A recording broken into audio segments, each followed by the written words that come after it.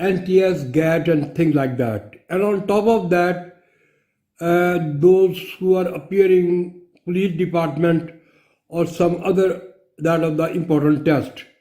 So this thing is very important. Today we are trying to have antonym. So again, I'm of the opinion that I am from Big Institute of Advanced Studies, and today I would like to discuss antonym. And this antonym is one of the most important according to the examination point of view. Again, I'm of the opinion this antonym is very important according to the examination point of view.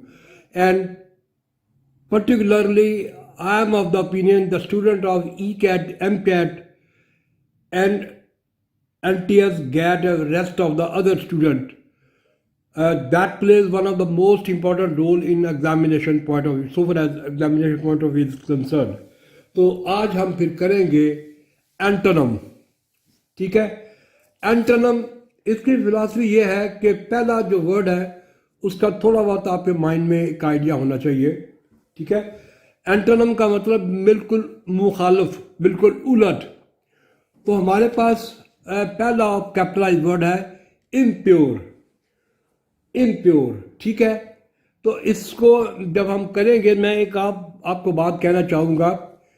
Impure, अब ये देखिएगा impure, अगर आप इसको I am को अलग कर दें तो इसका मतलब होता है it's a prefix. It mean not. Impure mean not pure. Again, I'm of the opinion that this is a prefix. Is that clear? A prefix. IMF. IM. Is that clear? IM mean not. So it mean not pure. तो हमारे पास फिर 5 option है. Harmonious. Full with harmony and things like that. Is that clear? और दूसरा है integral. Very important. ठीक हो गया. और necessarily you can say unalloyed. alloyed.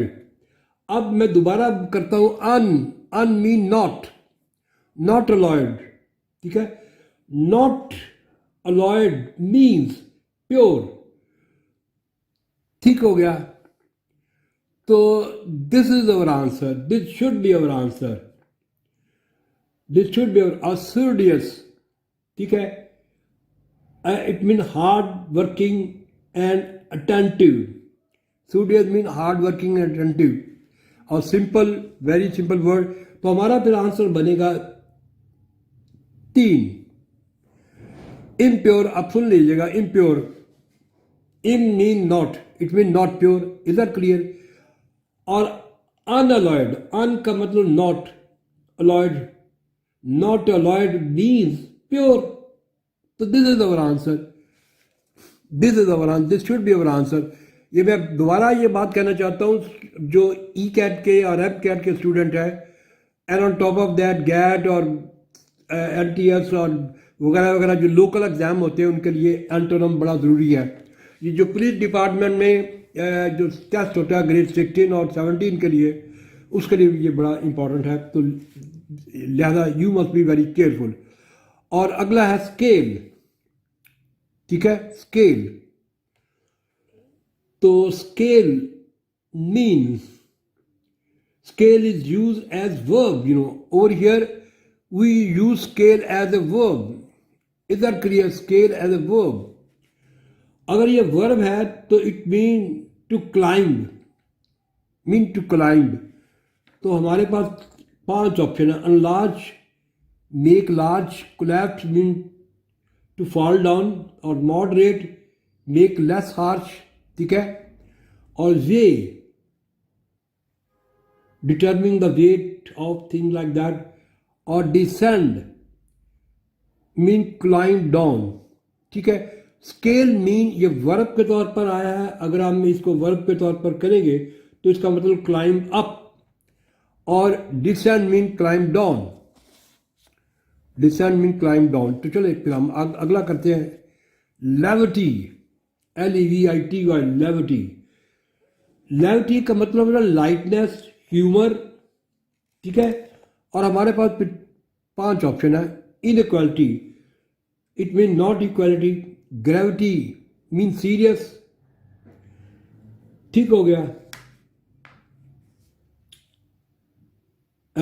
Gravity, तो उसके बाद हमारे पास ऑप्शन है laxity. Laxity mean lack of vigour, lack of force. और एक्साइटेबिलिटी, easily exciting, और credibility, willingness to believe। तो हमारा फिर आंसर बनेगा gravity. 2 is our answer, 2 should be our answer. और अगला फिर हम करेंगे इंटरमिनेबल। एक कैपिटलाइज वर्ड है इंटरमिनेबल। हम एंटोनम कर रहे हैं और I am trying to communicate from Big Institute of Advanced Study. Big Institute of Advanced Study. Again, I would like to repeat that I am from Big Institute of Advanced Studies. So, अगला है interminable. Interminable. ये प्रीसेक्स है। in प्रीसेक्स, mean not। interminable इसका मतलब never ending, never ending. तो हमारे पास 5 option है। पहला ऑप्शन है ब्रीफ, दूसरा है कांस्टेंट, तीसरा है एक्सटर्नल, चौथा फिजिकल और पांचवा सेपरेट। तो 5 ऑप्शन है। तो which should be your answer?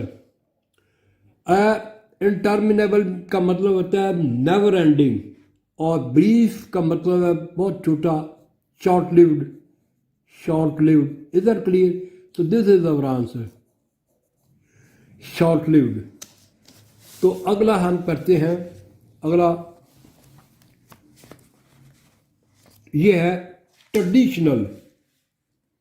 Is that clear? Traditional. तो let us find out the meaning of traditional, the capitalized meaning of this word traditional. Traditional means well established, such as custom. Traditional mean well establish such as custom. और उसके बाद हमारे पास 5 option है। Improvident, ठीक है, lacking in inside, ठीक है, अनकॉन्शनेबल, ठीक है, अनकॉन्शनेबल, तो not conscionable, not able to live, not able to understand and things like that. Or uninhabitable, not able to live. This means not able to live. Uninhabitable, uncoming, not. Anachronistic, anachronistic. Anachronistic means out of place. This is not our answer. और अगला है iconoclastic. Iconoclastic, against tradition. और tradition होता है, tradition जो mean के well establish such as custom, tradition etcetera etcetera. और iconoclast mean against tradition. So 5वां हमारा आंसर है। अब हम आगे चलते हैं नंबर 6 की तरफ।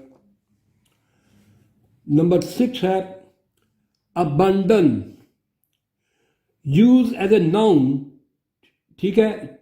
Abandon mean use as a noun, and on top of that it mean to leave a person, to leave. और अगले हमारे पास 5 ऑप्शन है। Arrival, presence, security, restraint, deficiency. और रिस्टेन का मतलब होता है discipline, will power. Is that clear? तो 4 is our answer, this one is our answer. और अगला है प्रोबिटी, PROBITY, प्रोबिटी। प्रोबिटी कहते हैं lethargic, lacking in energy or vitality and things like that. I would like to repeat once again. Probity mean honesty, ठीक है। Probity mean honesty, integrity high moral and thing like that. तो हमारे पास फिर option है 5, lack of talent, dishonesty, disinterest, lack of simplicity, impossibility.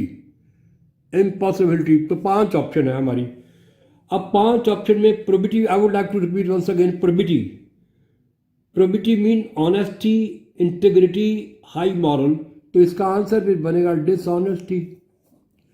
ठीक हो गया। और अगला है लॉगी, LOGY, लॉगी। अब लॉगी का आपको मतलब पता होना चाहिए, थोड़ा बहुत अगर पता होगा तो आप इसको आसानी के साथ कर लेंगे। तो अब हम करते हैं logy. Logy mean lethargic, lacking in energy और ताकत एंड थिंग लाइक दैट। तो हमारे पास फिर 5 ऑप्शन है। 5 ऑप्शन वो कौन से है? पहला है इरेशनल, ठीक है, अपसेट, अलर्ट। लॉगी का मतलब है सुस्त, यानी लेथार्जिक, लैकिंग इन एनर्जी और विटैलिटी, तो इसका मतलब, इसका आंसर फिर बनेगा अलर्ट। पेशेंट, चैग्रीन। अब चैग्रीन क्या है? चैग्रीन का मतलब होता है अशेम्ड, सिंकिंग फीलिंग। तो अगला फिर हम करेंगे सीड, CED, सीड, ठीक है। सीड का मतलब है गिव अप, यील्ड। तो 5 ऑप्शन है, make sense of, fail, get ahead of, flow out of, retain. ठीक हो गया। तो इसका आंसर होगा रिटेन। सीड का मतलब गिव अप और यील्ड या रिटेन का मतलब है, रिटेन रिटेन का मतलब होता है किसी चीज़ को कायम रखना। सीड का मतलब गिव अप और रिटेन का मतलब नॉट टू गिव अप। तो अगला है फिर proscribe. Proscribe mean forbid as harmful thing. तो 5 ऑप्शन है, रिस्क, डिनाई, सपोर्ट, परमिट और एग्री। 5 ऑप्शन है हमारी फिर। तो इसका आंसर फिर बनेगा, इसका आंसर बनेगा permit, this 4 1। Proscribe mean forbid, ठीक है, इस चीज़ पर को मना कर देना, और परमिट का मतलब किसी चीज़ को इजाज़त दे देना। तो 4 इज अवर आंसर। तो अब मैं दोबारा I would like to repeat that I am from Baig institute of advanced studies and अलीव academy. So please try to be careful, I mean that of those who try to hijack my lecture. So again, I am of the opinion that I am from Beg Institute of Advanced Studies and Alim Academy. So you should try to know that Beg Institute of Advanced Study has been established for many, many years ago, and we have been working for the benefit of students, for the benefit of society and nation and whatnot.